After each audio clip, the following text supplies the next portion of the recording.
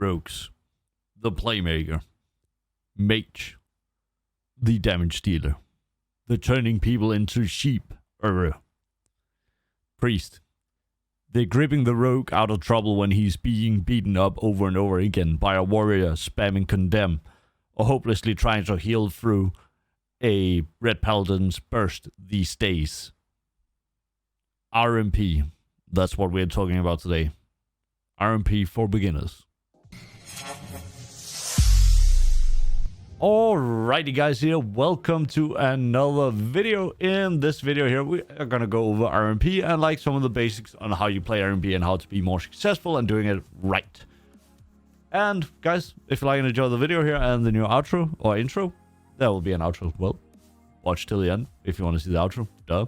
Ring the bell, like, subscribe, all that good stuff. Leave a comment on what you thought of the video below. And if this video helped you out, that would be very nice. Thank you very much.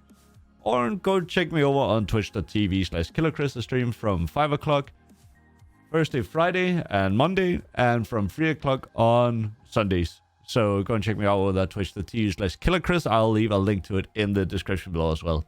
Alright guys, on with the video. Alrighty, so I would like to go over and cover some of the basic fundamentals of RMP and how the comp works and what is like so great about RMP. Which you might have noticed, RMP has been a comp that has been played almost every season. Rogues have been like kind of down in the gutter, and Red Paladins has been really overpowered. A lot of classes have been really great as well, so I haven't seen as much play in this season. But I think RMP will be back in full effect next season, again, as we're usually seeing. So, what are the benefits of RMP? Well, basically, you control the game really well with infinite amount of CC, which are as following. You have a fear, you have a blind. Those two are DR'd. You have polymorphs that you can spam, and you have spammable stuns. You have invisibility and stealth on the rogue, which is really nice for setting up a opener, which is really important goes right. If you get a good opener, you pretty much are like 3 steps ahead of the game already there. So good opener is really, really important. And lastly, but not least, the synergy between all the CCs. Your defensive cooldowns, everything just plays really well together with Rogue Mage and Priest. So what I mean by this is like stuns. Rogue stuns is 1 DR. Then you have 2 CCs on the next one, which is blind and in the sphere. That's another DR right there. That is separate from the stuns. And you can stun for a really long time. Then there's the 3rd DR, which is the mage's polymorphs, and yet again, the rogue's saps. Saps will be a huge part because it saves your mage a lot of time. That's what I mentioned when the rogue's being the playmaker, right? So this is basically how it goes. The rogues sets up the kills, the mage does 1 CC, and you blast. That is how basic. If I could make RMP in one sentence, sorry for hitting the mic. Hit your targets like I hit my mic, and tell me how hard you hit them in the comments below. Alright, RMP. Step number 1. The first thing here you will need to know as playing RMP is, strangely enough, the opener. The opener is the first thing you are ever going to do stepping into an arena as RMP right after buffing off, forgetting to take food and going into it. Alright, so what you want to do, and this is primarily where the rogue comes in. The rogue's first step is to like get a sap on the healer. Ideally, this could also be swapped out for something else, depending on positioning and stuff. But you want to like get a feel for it as you go. Cookie cutter setup is sap on the healer, cheap shot on a DPS, kidney shot the kill target. Right. Make sure you agree with your mage and say, hey, mage, friend, yeah, you know me, I queued up with your arena about 30 times but we never killed anyone. Yeah. Alright, can we agree on who we're killing first? No? Okay. You know what? If you tell me who you want to kill, I'm just going to kidney shot that target. Is that okay? Okay. All right. Communication, right? Making sure you kill the same target. Works every time.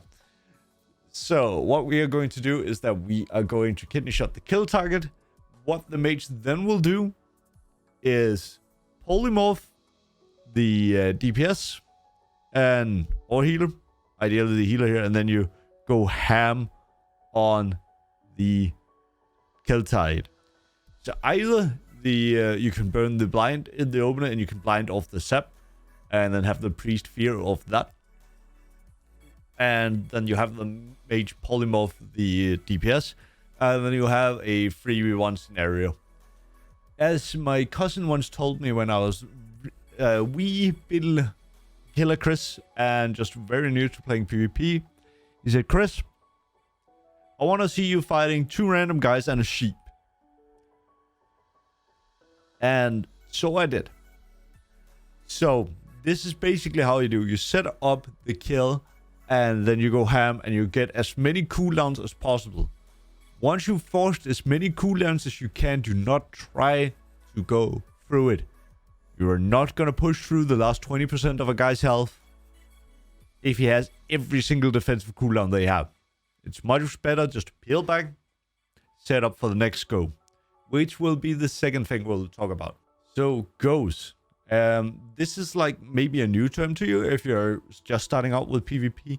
But what RMP operates in is goes. It's not like Warrior Red Paladin where you just like train down a target and just like smack them and pressure them until they fall over and die.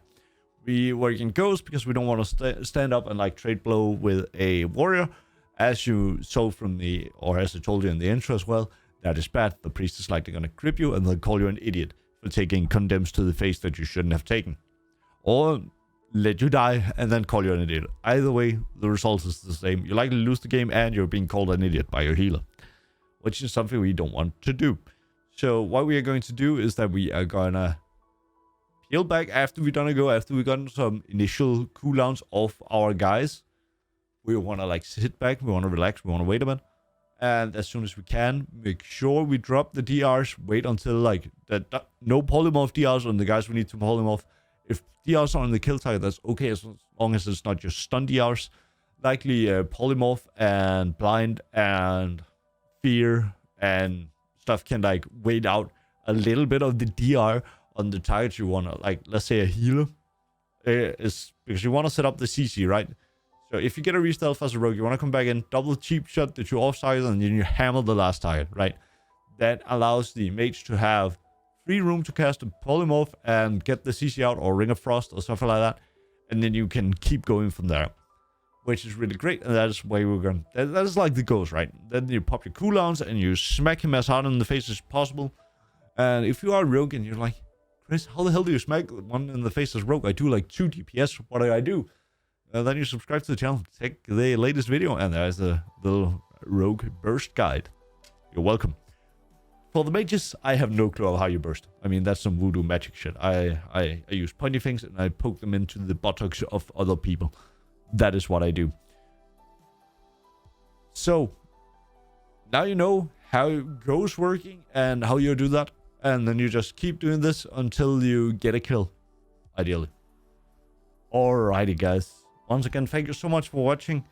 And what I would say, and possibly some of the next videos, is thank you very much to the patrons listed over here. And a special thank you to Patreon X and to all the subscribers over on Twitch. There would be Patreon names here, but like this is where I would possibly shout out some Patreons. Check out another videos over here. Subscribe.